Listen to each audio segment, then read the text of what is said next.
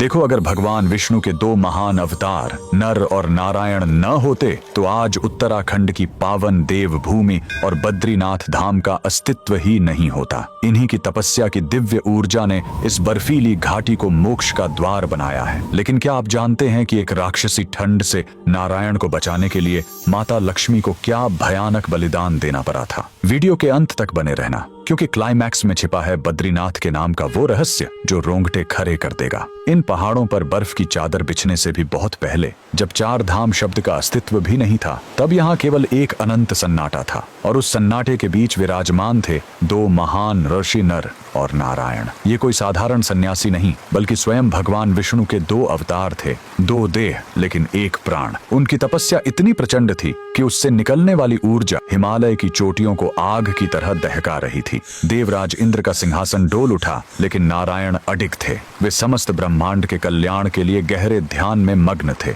पर उस समय हिमालय की स्थिति किसी खूंखार राक्षस जैसी खौफनाक थी। हड्डियां गला देने वाली वो राक्षसी ठंड, जिस्म को चीरती हुई बर्फीली हवाएं और अंतहीन बर्फबारी। धीरे धीरे नारायण का शरीर बर्फ की परतों के नीचे दबने लगा था। वैकुंठ में बैठी माता लक्ष्मी से अपने स्वामी की यह दशा देखी नहीं गई। वे उस जमे हुए मरुस्थल में अपने आराध्य को खोजने निकल पड़ी। जब उन्होंने नारायण को उस कातिल ठंड के बीच गहन समाधि में देखा, तो उन्होंने एक ऐसा निर्णय लिया जिसने इस पूरी घाटी का इतिहास बदल दिया। माता लक्ष्मी ने स्वयं को एक बद्री यानी बेर के विशाल वृक्ष में बदल लिया। हजारों वर्षों तक वे एक छतरी बनकर नारायण के ऊपर अडिग खड़ी रहीं। वे उन पर गिरने वाली हर बर्फ को, हर तूफान को खुद पर झेलती रहीं। माता के उस निस्वार्थ बलिदान ने नारायण को उस विनाशकारी ठंड से बचाए रखा। जब युगों बाद नारायण की समाधि टूटी, तो उन्होंने देखा कि माता लक्ष्मी खुद बर्फ से पूरी तरह ढकी हुई हैं, क्योंकि माता बद्री वृक्ष बनकर उनकी रक्षक बनी थी। इसलिए नारायण बद्रीनाथ कहलाए, अर्थात